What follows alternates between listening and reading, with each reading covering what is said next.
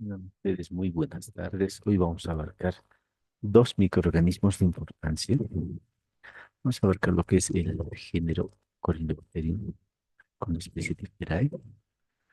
Luego un bacilo gram negativo, que es Haemophilus influenza, ese era tipo B. Vamos a abarcar las características más importantes de su microorganismo. No nos vamos a extender en detalles, pero eh, lo vamos a hacer lo más breve posible. En relación al primer microorganismo, recordarles que inicialmente nosotros hemos hecho una clasificación de las bacterias de acuerdo a su morfología en cocos, bacilos, espidilos y espiroquetos. Eso es fácil de recordar. Pero también a su vez hemos clasificado los bacilos en gram positivos y gram negativos gracias a la peptida vectorial o a la tinción gram, podemos indicar. Hoy vamos a abarcar los bacilos gram positivos y aquí también se suma otra característica más. Si ven esta primera pregunta, dice bacilos gram positivos formadores de esporas. Por lo tanto, la espora también es una estructura. Si se acuerdan la parte general de morfología de las bacterias, las esporas les dan resistencia a ciertas condiciones climáticas adversas. Por lo tanto, pues la espora es sinónimo, podríamos indicar, de resistencia a ciertos factores. Y aquí tenemos lo que es el género Bacillus y el género Clostridium, que se va a abarcar en otros temas. Y dentro del género Bacillus tenemos lo que es la especie Anthracis y Serius, que también nos van a causar otras patologías. Pero aquí vemos, por ejemplo, dentro del género Bacillus, también estamos mencionando otra característica más, que son aerobios, que se desarrollan apropiadamente en lugares donde existe gran concentración de oxígeno. Y en el caso del Bacillus anthracis, ocasiona lo que se denomina el carbúnculo. Y el Bacillus cereus es capaz de ocasionar intoxicaciones de tipo alimentario. El género Clostridium es anaerobio, ¿sí? A diferencia del anterior, aquí es anaerobio. Tenemos especies como el Clostridium tetani, Botulinum, Perfringens, difícil. El Clostridium tetani, causante de lo que es el tétanos. Clostridium botulinum, el botulismo, Perfringens, la cancrena gaseosa y el Clostridium difficile, cuadros diaceicos y colitis pseudomembranosa, que se aprecia principalmente en personas o individuos que usan antibióticos de manera inapropiada. Sí, eso también lo vamos a abarcar en otros temas. Ahora, miren, otro grupo, bacilos gram positivos, pero no formadores de espora. ¿Se recuerdan? Los anteriores eran formadores de espora, pero también hemos dividido en aerobios y anaerobios. Aquí ya estamos hablando de bacilos gram positivos, pero no formadores de espora, que no forman espora. Aquí tenemos lo que es el género Corynebacterium, que es el tema que nos compete hoy, lo que es Listeria, lo que es Erysipelotrix, Nocardia y otros patógenos. Pero aquí solo vamos a abarcar el género Corynebacterium. Este ha sido con la finalidad solamente de hacer un breve recuerdo de la parte taxonómica o de la clasificación de los bacilos gram positivos. En el caso de este microorganismo que nos compete abarcar hoy, lo que es el género Corynebacterium y la especie Dipterae. La difteria es considerada una enfermedad infecciosa aguda. No hablamos de Corynebacterium, Dipterae, estamos hablando de la difteria. Esta enfermedad tiene como agente etiológico al Corynebacterium diphtheriae. Y este microorganismo se caracteriza por ocasionar un proceso inflamatorio y formación de membranas, principalmente a nivel de, de la parte superior de la vía digestiva, hablamos de lo que es faringe principal. Y esto se debe a que este microorganismo puede producir una exotoxina. Y esta exotoxina se caracteriza por ocasionar necrosis de la mucosa y puede afectar también otros órganos como miocardio y nervios periféricos. Es un microorganismo aerobio, no es porulado y nos vamos a la parte morfológica. Este microorganismo se caracteriza por ser gram positivo, obviamente. Aerobio, catalasa positiva, si nos vamos a pruebas bioquímicas. Y algo típico en su morfología es la presencia de tumefacciones irregulares. Y estas tumefacciones irregulares les da una morfología típica en palillo de tambor. Se asemejan a un palillo de tambor, podemos indicar. Y también la presencia de gránulos metacromáticos. El tamaño aproximado, varios textos indican entre 1 a 8 micras aproximadamente de largo. Son inmóviles. Eh, Fueron descritos, si no me equivoco, en 1884. Se aprecian cuatro biotipos, que es gravis, mitis, intermedios y belfantes. Serían los biotipos de Corynebacterium dipterae. Si observamos esta tabla, que ha sido extraída de lo que es el texto de microbiología de Llaves, ustedes pueden observar diferentes especies de Corynebacterium. Corynebacterium dipterae, Corynebacterium ulcerans, pseudotuberculosis, el uriolítico y otras más. ¿Cuál es la finalidad de observar esta tabla? Si nosotros observamos esta tabla, podemos ver, por ejemplo, que en el caso de Corynebacterium dipterae, indica que son bacilos de forma claviforme, como si fueran un clavo, por la presencia de las tumefacciones. Forman los gránulos metacromáticos. Y cuando nosotros cultivamos este microorganismo, las colonias son negras en el medio de cultivo que tiene la presencia de telurita. Por lo tanto, las colonias nos puede llevar a un diagnóstico de especie. Y en el caso del Corynebacterium diphtheriae, indica que existe dos cepas, algunas que son toxigénicas y otras que no son toxigénicas. En el primer caso, en el caso de las cepas toxigénicas, son causantes de lo que es la difteria. En cambio, las cepas no toxigénicas son las que generalmente invaden el sistema circulatorio y nos ocasionan bacteriemia y cuadros de endocarditis.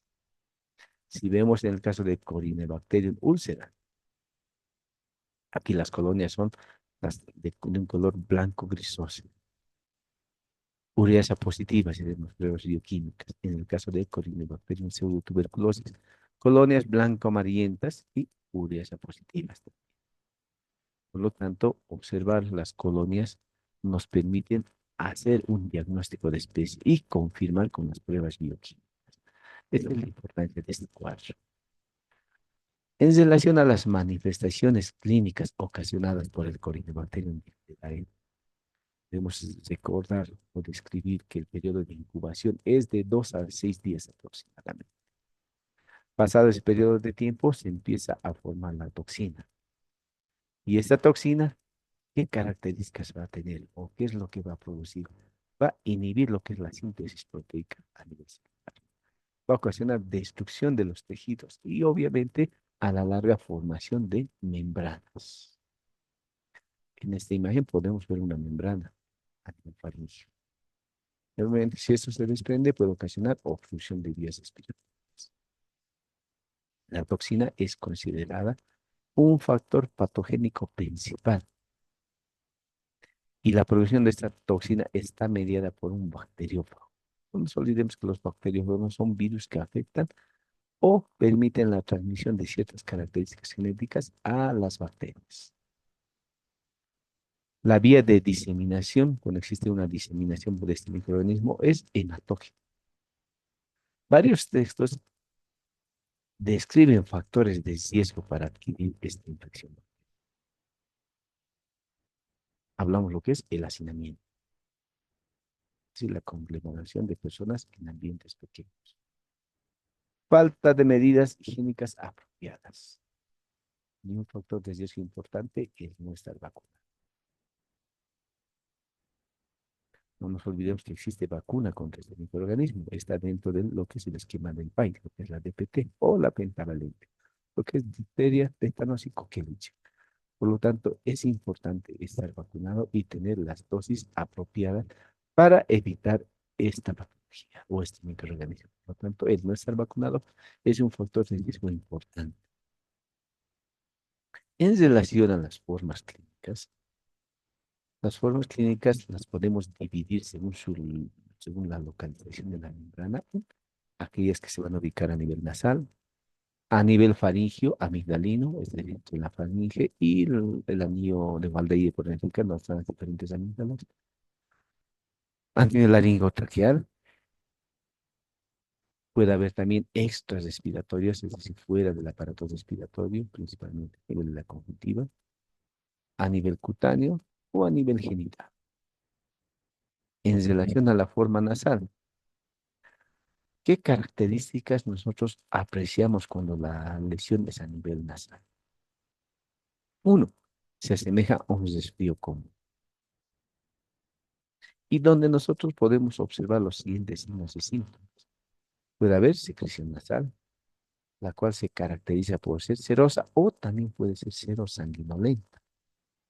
En el caso de este tipo de situación, puede estar acompañado de síntomas generales, como cefalea puede haber febrícula u otras manifestaciones generales, pero también se observa la formación de una membrana a nivel nasal, la cual está localizada a nivel del tabique nasal. Y esta puede ser unilateral o bilateral, la formación de esta membrana. La otra forma clínica, la faringoamigdalina. En el caso de esta forma clínica, los síntomas pueden ser los siguientes. Los síntomas pueden tener un comienzo insidioso. Puede apreciarse malestar general, puede haber diferentes síntomas, puede haber fiebre, puede haber cefalea o otras manifestaciones clínicas, puede haber odinofagia, puede haber, y obviamente también a la larga se forma una membrana la cual es de un color blanco grisáceo. Se puede acompañar de cuadros de adenitis, es decir, un aumento del volumen principalmente de los ganglios cervicales, una adenitis de tipo cervical. Y esto da una imagen típica en cuello de bisonte. En casos benignos, cuando la persona tiene un adecuado sistema inmunológico, generalmente la membrana se desprende luego de 7 a 10 días aproximadamente.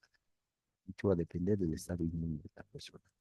Pero en casos severos puede existir toxemia, puede existir postración de la persona, que puede llegar a estar en un estado de coma y finalmente fallecer la persona. Esos son en casos severos. Generalmente los casos severos se dan en personas inmunocomprometidas o inmunodeprimidas. Pero también vemos casos moderados, generalmente con cepas intoxigénicas, en donde existe lesiones a nivel cardíaco o a nivel nervioso. Nosotros apreciamos cuadros de miocarditis o cuadros de neuritis.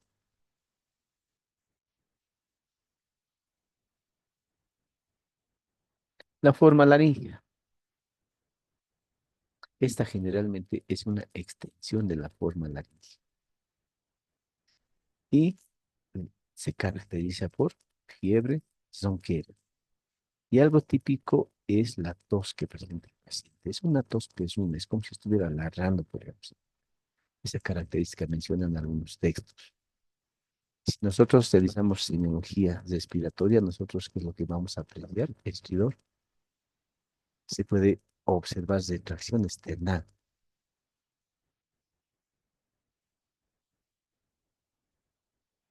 En casos benignos,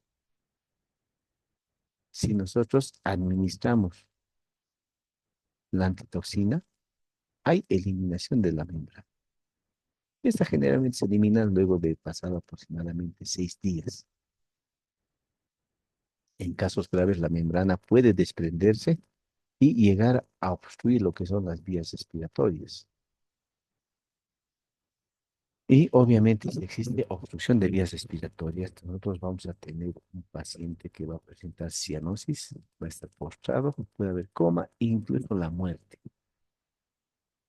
Otro tipo de localizaciones tenemos las formas cutáneas. A nivel de la piel, generalmente se observan lesiones con bordes definidos en donde la base es de tipo membranosa. Son lesiones ulcerosas. ¿Dónde nosotros observamos o dónde es frecuente este tipo de lesiones? Generalmente en climas tropicales.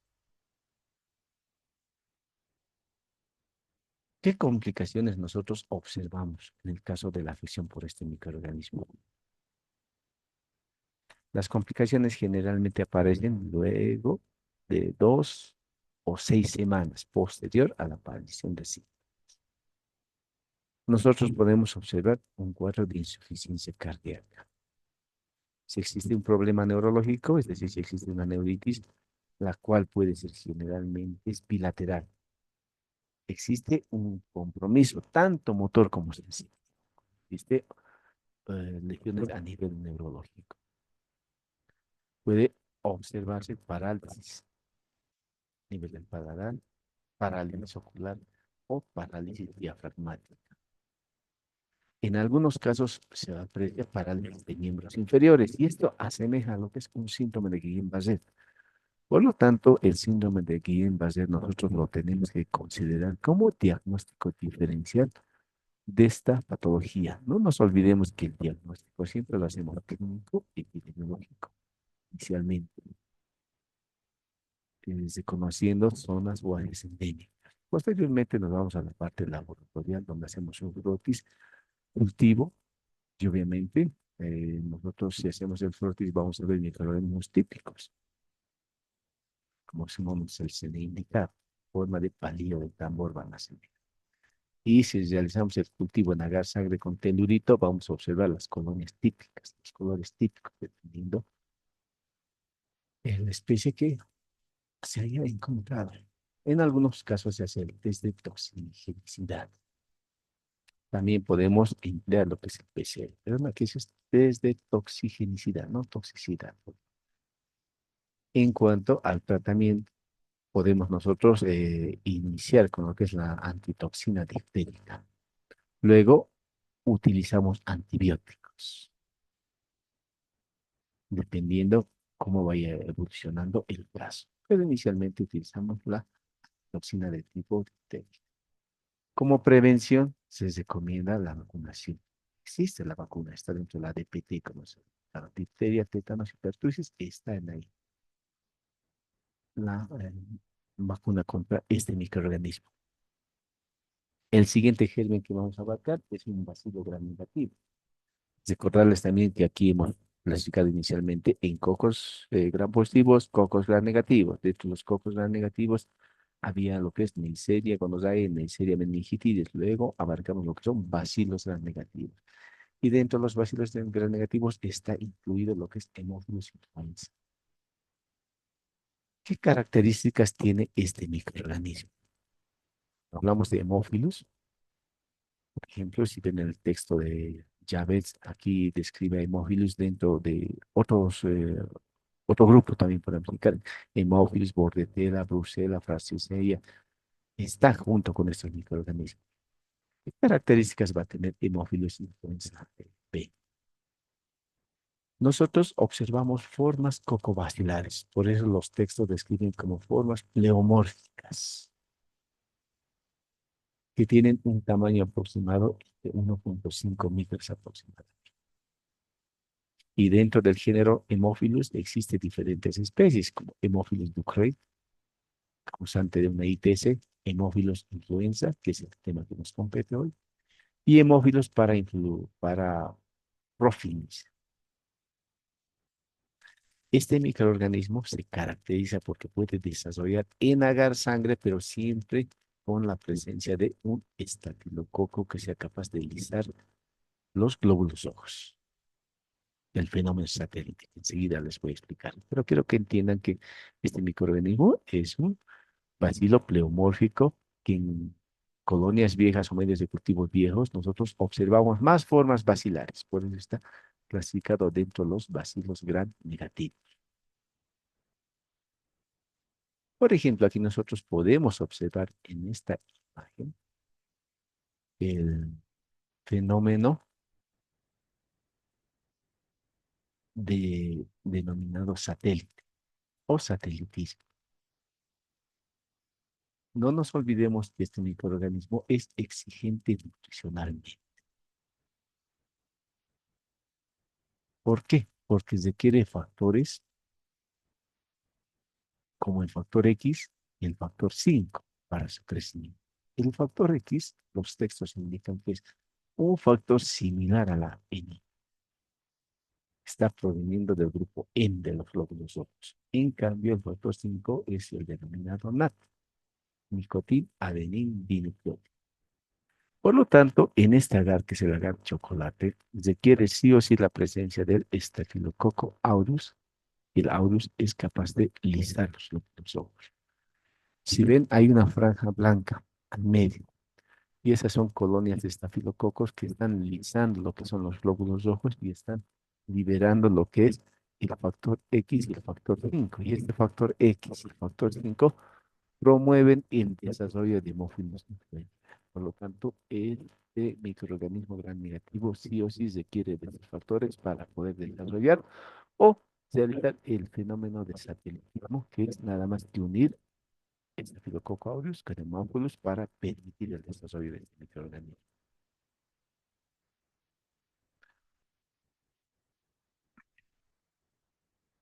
En relación a la estructura antigénica, este microorganismo se caracteriza por presentar un polisacárido capsular, el cual es el fosfato desribosa de polidibitol.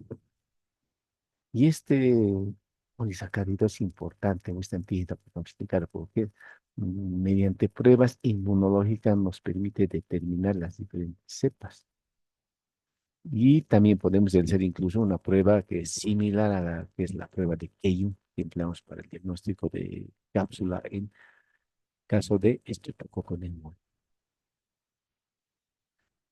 Este factor de virulencia es importante. ¿Por qué? Gracias a este nosotros determinamos los 6 serotipos que tenemos de Haemophilus influenza. O tenemos los serotipos que van de la A a la F. Pero también podemos clasificar en 8 biotipos. Mencionan los textos, pero eso es en relación a pruebas bioquímicas y pruebas enzimáticas. La primera es la que nos interesa. Y el serotipo que más nos interesa y es el que es más patógeno es el tipo B. Hemófilos A serotipo.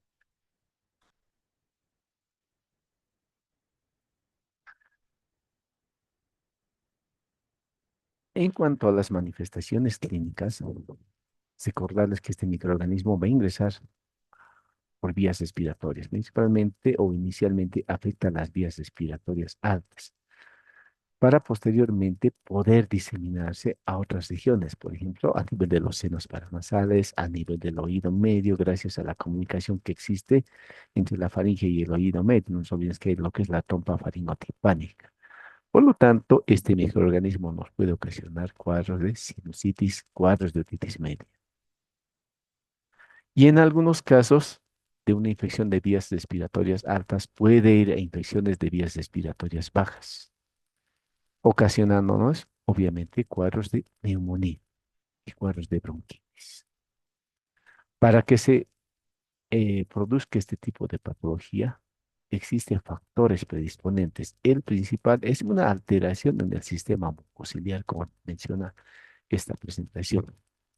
No nos olvidemos que las vías respiratorias tienen como mecanismo de defensa la inmunidad natural, que está dado por el epitelio cilíndrico ciliado.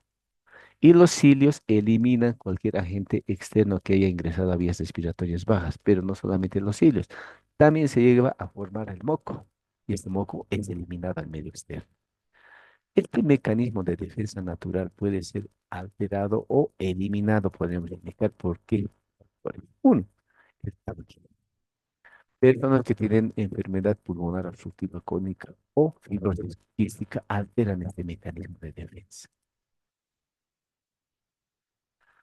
Y en el caso de las formas encapsuladas, pueden llegar a vía sistémica gracias a que invaden el torrente sanguíneo por la sangre, posteriormente llegan a estructuras como las meninges, ocasionando unos cuadros de meningitis, e incluso pueden llegar a las articulaciones, ocasionándonos un cuadro de artritis séptica.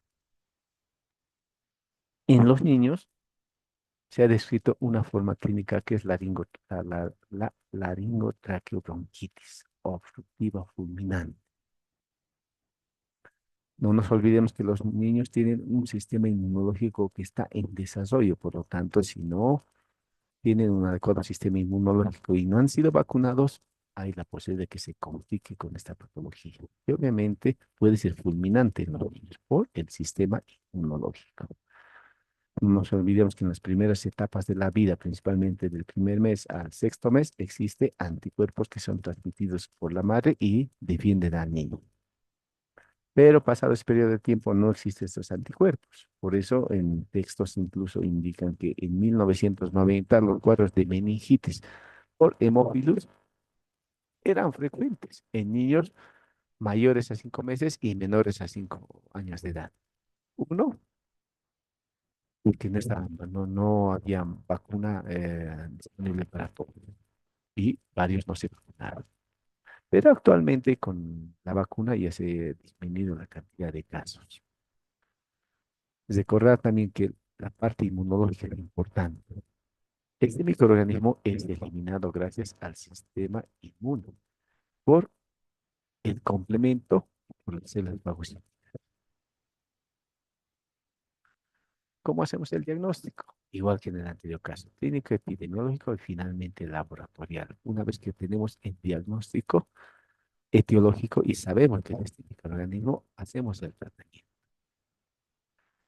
La mayor parte de las cepas son susceptibles a lo que es la ampicilina, es decir, un inhibidor de lo que es la formación de pared bacteriana, la mayor parte.